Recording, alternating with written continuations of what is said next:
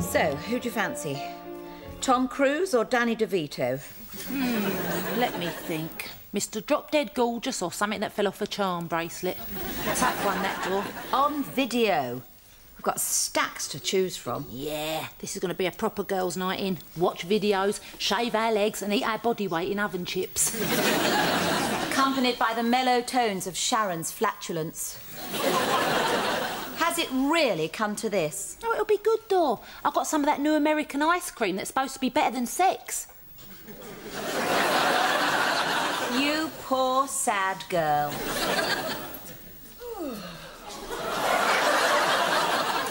Don't taste bad with a mango face pack. Think I'll drop a line to that Keith Floyd. Sharon, that was supposed to be for all of us. Oh, don't worry on my account, Tracy. I don't need ice cream as a substitute for sex. So why are you stuck in here with us of a Saturday night? Instead of working up a sweat with your latest bit of rough? Try camaraderie, Sharon. Or congeniality. Or cobblers. I know. You're here so that the next time you tell Marcus you're here, only you ain't, he'll think you are, because you was last time. This time. Tonight. Oh, why is my love life so complicated? Do you want the serious sociological answer? Or is it just because you're an old tart? When we were young, it was so simple. Yeah. Boys, records, makeup, boys. That was it. That was our life. No crow's feet, no council tax, no threatening letters from Telecom. Eh? Me biro packed up. I'll pay it tomorrow. You know, I look in the mirror sometimes. No need to depress yourself, Dor. And I wonder where my innocence went. A couple of thousand mattresses could answer that one. If you could curb the insult for just 5 seconds, Sharon, I'm trying to make a profound philosophical point here. Well, go on. I want to be young again. Just smile and nod, Trace. Yeah, but you remember when we were teenagers, it was so easy. You fancied him, he fancied you, but you couldn't tell him, so you got your best friend to tell his best friend. Hang on. I thought you said it was all so simple then. Or has time rewritten every line? And if we had the chance to do it all again, tell me, would we? Could we? First love is special, isn't it? It's not like second love or the one after that. Third love. Your first boyfriend.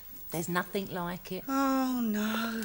She's about to launch into that story about how Daryl flicked her bra strap in biology. Wasn't it geography? Whatever, and she went all quivery and she knew he was the only one for her. Oh, shut up, Sharon. It's a very sweet story. Do you want to hear it? Is there a Michael Winner film in this pile? Better get some more cornflakes when we go shopping, Trace. Still half a box left.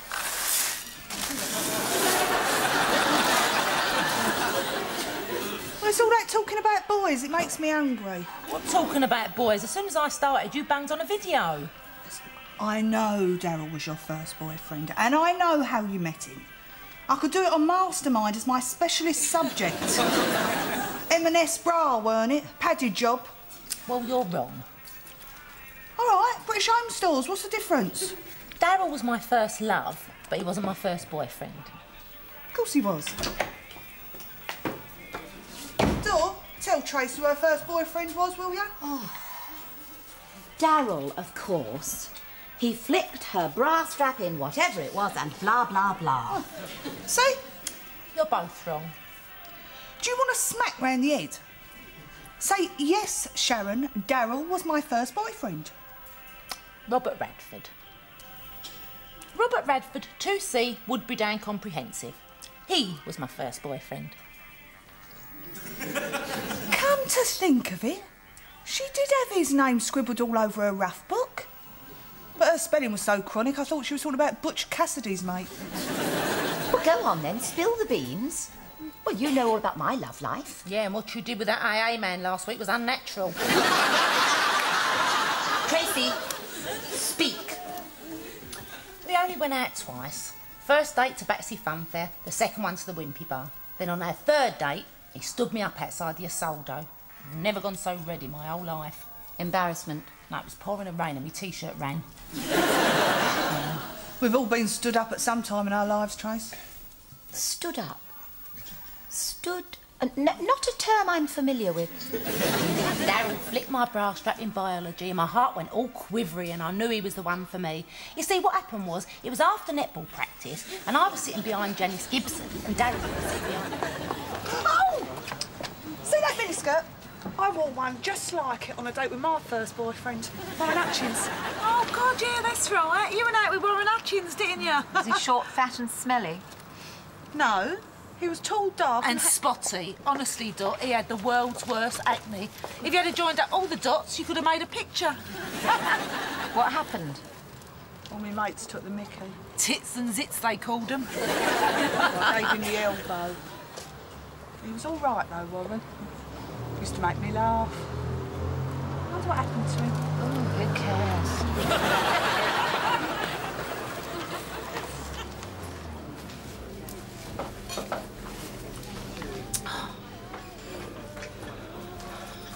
Oh, come on, Dor. My lips are sealed. Don't tell me. Your first boyfriend was John Major, so you've had to sign the Official Secrets Act. Sharon, I give pleasure, not charity. Well, who is it then? I can't say.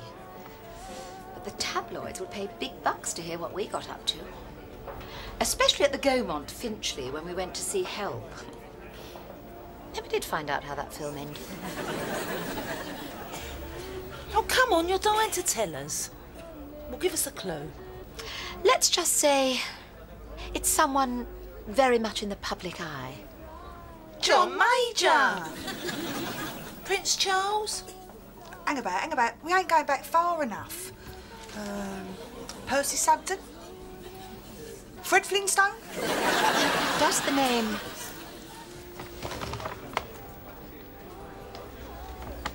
mean anything to you?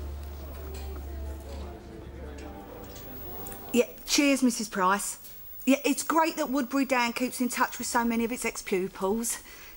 Oh, me? Oh, this and that, you know. Actually, I'm in business with my big sister, Tracy. You remember Tracy?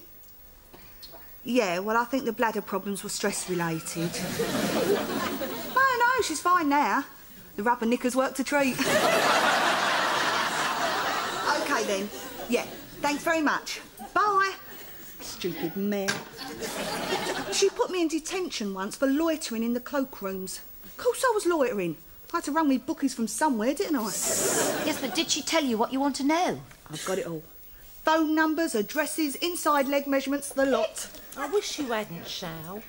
Oh, don't tell me you never wondered what happened to Robert Radford. He wrote me a lovely poem once. I bet he's a famous writer. Close. He runs a cat food stall down the Walthamstow Market. William Wordsworth, eat your heart out. And what about Warren, the walking pimple? Been all over the place, apparently. Amsterdam, San Francisco. Got his own business up the West End. So now what? So now we get in touch with them. Find out what our lives might have been like as Tracy Radford and Sharon Hutchins. And Dorian Henty. I'm only doing it if she does. Tracy, be reasonable. I can't possibly contact Derek Henty. He's a very important public figure, unaccustomed to scandal. Cobblers, he's a Tory MP. Junior minister, actually, in employment. Rumour has it he's directly under Michael Portillo. It's a dirty job, but someone has to do it. How come you've never contacted him before? Oh, opening old wounds is very painful, especially when they haven't healed. She's right, Shal. It's like when you pick a scab and it's Yeah, all... I thought you wanted to feel young again, Dor. If you was to get in touch with your first boyfriend, the years would just fall away. Well, a facelift would be less distressing. Dumped him, did you? We were foolish, immature, headstrong. We weren't ready for commitment. We needed more space. So he dumped you? Sharon, I have never been dumped in my life. Since. Well, I, for one, want to know what happened to Warren Hutchins. See if that catering pack of Clearasil did the trick. Hello? Is that Robert Radford, cat food king of Walthamstow? I have a call for you. admit it, Trace. Ain't you just a little bit excited? Yeah, a bit. He had a great smile, lovely eyes, hair like Mark Bolan, and he could snog the tonsils off you. Well, there he is. You still want to go home? Robert, it's me, Tracy. Tracy? Wow. You haven't changed a bit.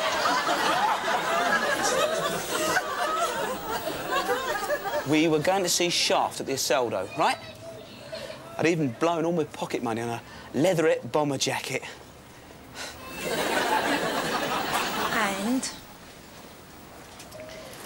And I didn't show up. Perhaps it was just as well. That jacket didn't half make me sweat. 45 minutes I waited for you. I felt such a prat. Well, you and me both. Oh, yeah, right. I did. While you were standing outside the pictures, I was head first down a public bog with a size 8 bother boot up my arse. I was on my way to the cinema, honest. But this oik jumped me, kicked the crap out of me, and said if I didn't want my tackle turned into costume jewellery, I was to leave you alone and never go out with you again. You're kidding. No offence, Tracy, but I was very attached to my tackle. Well, I still am. Thank God. Well, that's terrible. Who was it? I don't know, some yobby little Herbert from the estate. What was his name? Darren. Darryl something. Remember him, do you? Well, Derek, you blew it in 1965. Seems only fair to give you another chance. I blame it on the so-called swinging 60s. What are your feelings on free love? Oh, well, I certainly wouldn't pay for it. PM said, nonsense, Derek. What do you think the whips are for? Derek Henty. It is, isn't it? How marvellous. It's me, Dorian. Of course it is, of course it is. Super to see you. Terrific sport. Invaluable support. Thank you so much. Giles, you old bastard. How the devil are you? I hate these machines. So it'd be really great to see you again, Warren. Yeah, have a laugh. Talk about the old times. And the Hackney. I mean, the places in Hackney where we used to go. So, if you fancy it, you pick the spot. I mean, you suggest somewhere where we can meet. OK, goodbye. In case you've forgotten me, I used to be Sharon Rackham. Light brown hair, big smile. They used to call us Tits and... Oh, it's the beat.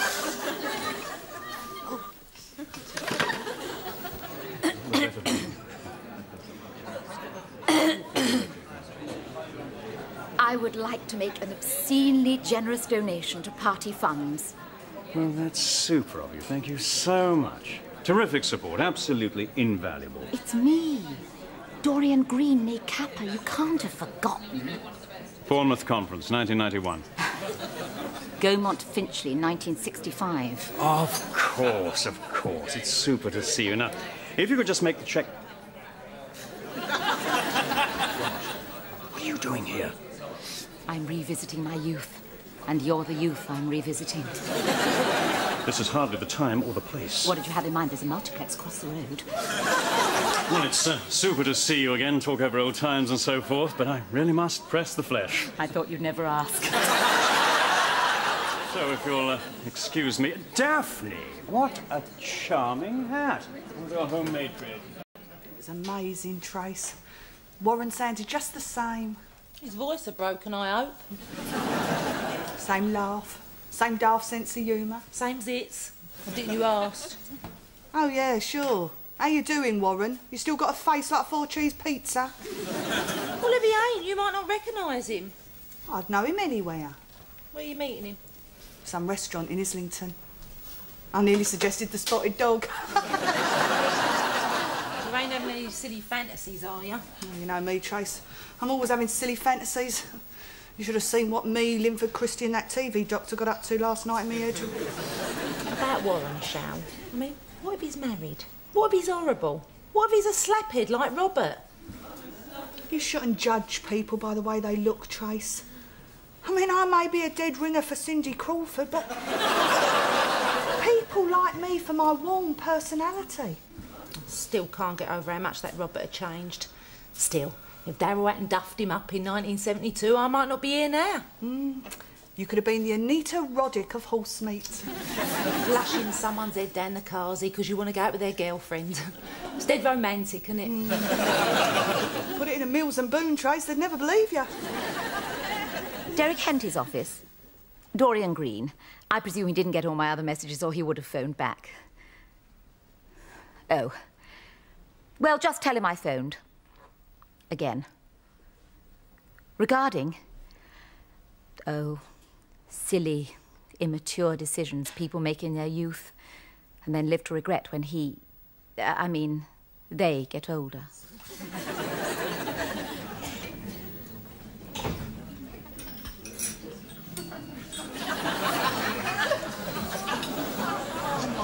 God, beam me up, Scotland.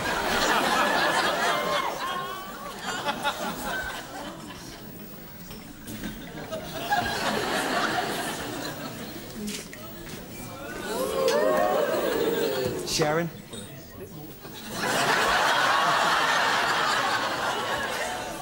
Oh, this is fantastic.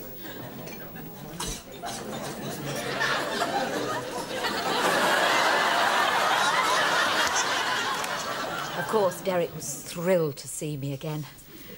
I mean, what man wouldn't be thrilled to be reunited with a long-lost love? The first woman to open her heart to him. And the rest. Especially when the years have been so kind to the woman in question. And she is still as vibrant and as sensual as ever. Perhaps even more so. And have the years been kind to him too?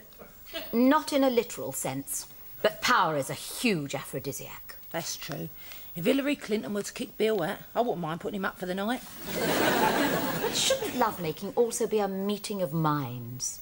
I thought you said you like him with a small IQ and a big... Derek is clever. Shrewd. Ambitious. We come from the same place. Burnt oak? Intellectually. We've gone on the same journey. From semi-detached to the corridors of power. Via a few potting sheds in your case. So when you seeing him again? Oh, I can't say. I mean, supposing the press found out. We need time to rekindle our love in private. Now, what about you? You seeing your follically challenged heart throb again? He's history, Dor. Be honest. The past is a nice place to visit, but you wouldn't want to live there. Holiday flat would be nice, though. I was always getting into trouble at school, doing daft things because my mates told me to. If they'd have said, Sharon, jump off the roof, I would have done. You did? Lucky it was only the bike shed. And then when they started taking the mick out of you, us, I couldn't handle it. Well, doesn't matter now. It does. Look, I'm sorry if I hurt your feelings, Warren. I really am. Oh, you were right. I did have a face like a monkey's bum. Did I say that? Yeah. I meant it affectionately. You dumped me, and then my parents split up. I went to a new school, and suddenly found out I could draw. For the first time in my life, I was really happy. And my skin cleared up overnight. And now you're a graphic designer with your own business up the West End. Yeah, and it's going really well. And I met you again, Shell. You tell me, how great can life get?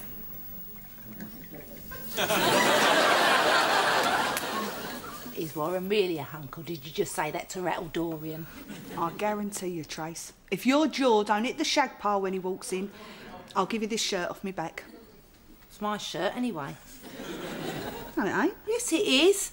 And you got all brand sauce all over my white jumper. My white jumper? My white jumper! What's yours? It's always been my white jumper. You just make up to go along, you Trace. You're dribbling all over my white shirt. I can't get over it. You used to be such a dork at school. And it's great to see you too, Trace. No offence, but you were. We used to call you Monkey's Bum. We used to call you Bog Roll Boobs. No offence, but we did. I can't get over it. And here you are, looking gorgeous. Spot the difference, eh? I'm sorry about this, Warren. She don't get out much. I don't mind, Shell. It's brilliant to meet up with someone else who shares the same roots. Yeah, it's a bugger when your highlights grow out, isn't it? No, I'm sorry, Shell. I can't get over it. He's so lovely. Another cheese ball. Could I possibly borrow a cup of sugar? You must be Warren. You can't possibly be. Let me guess. Dorian from next door. Hello. All right, Sharon, where'd you get him? At my Argos catalogue, where'd you think? Admit it, you rented him for the evening, didn't you? Because the real Warren still has a face like an overripe strawberry. It is Warren, Dor. No, it isn't. He's fabulous. Sharon can't have fabulous boyfriends. It's a Chigwell bylaw. Well, I think she's pretty fabulous too. Actually, we got something to tell you, haven't we, Warren? Well, if you're sure, Shell, I'm in your hands completely. Later, you animal. What is it, Shell? What you got to tell us? Well, it's like this. Oh, you tell them, Warren. I'm too busy pinching myself. What? Well, it hurt when Sharon dumped me all those years ago. But I never forgot her. I mean, you don't forget your first girlfriend, do you? And over the years, I never doubted we'd meet again. So when she called, I was over the moon. You was worried too? Yeah, sure I was. What if she wasn't the same Sharon I'd loved all those years ago? But she is. And I do. I always will. And we want to spend the rest of our lives together. Was that okay, darling? It was perfect. You lovely man. I've just got to, Will you excuse me? I must,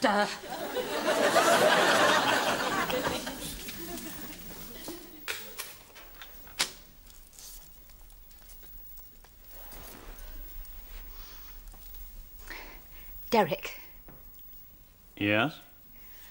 Dorian. Look, I can see I caught you off guard at your fundraiser. I expect seeing me again brought back countless fond memories for you too. Our first kiss. Those stolen hours in the Young Conservative stationery cupboard. The mole on your left buttock. What do you want from me? Just to talk about old times, honestly. You see, I know I was happy when I was 16 and I just can't remember why. Well, I thought you might know. Look, Doreen.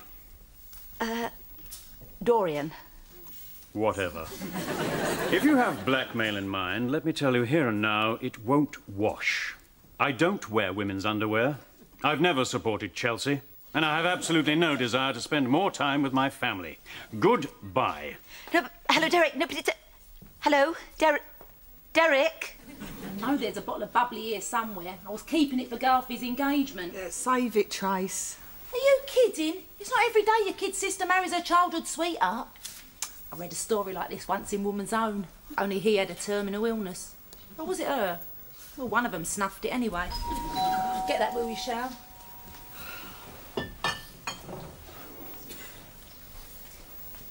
Here it is. Only Lambrusca, I'm afraid. We'll have to save the posh stuff for the wedding. Are you thinking of a church or a registry office? Of course, she's no virgin bride, Sharon. But then who is? Come to think of it, I was. Oh, am I interrupting a family celebration? Now grab a glass, whoever you are. I just thought, if we want to get the midnight sailing to Calais, we'd better hit the road. We've got this house in the Dordogne, but Warren thinks it's going to convert itself. You must come and stay with us sometime. Honestly, I've heard so much about you. You're Sharon, right? That's right. So you must be bog-roll boobs. I'm Peter, Warren's, significant other.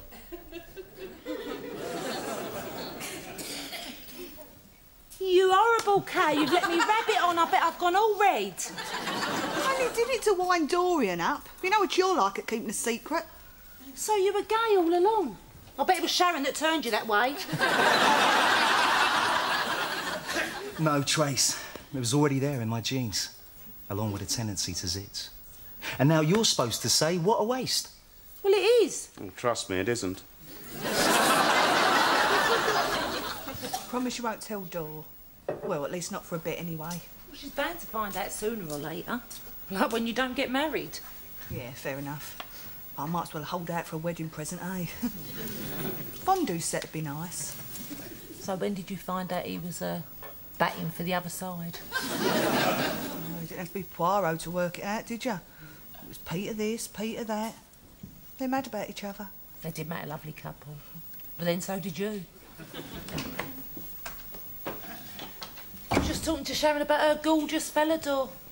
Well, he was quite presentable, I suppose. So, now you've met Warren, when are we going to meet your private member? I'm sorry. Go on, Dor.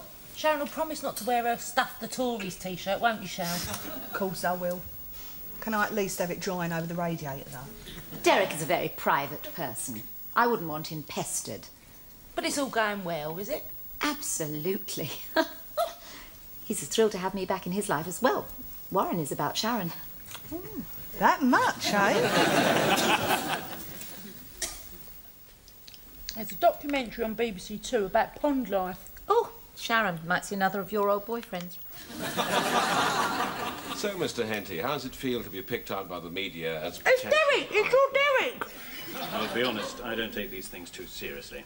It's for the Prime Minister to see my potential, not you hard-bitten hacks. But you're prepared for high office, no skeletons in the cupboard, so to speak? Absolutely none. Of course, the occasional ghost from the past can come back to haunt you. And perhaps an old girlfriend gets hold of your private line and keeps pestering you, that kind of thing. You have to bring in a special branch to have the calls traced. But you just have to accept that the world is full of nutters and a great number... Couldn't snog to save his life. What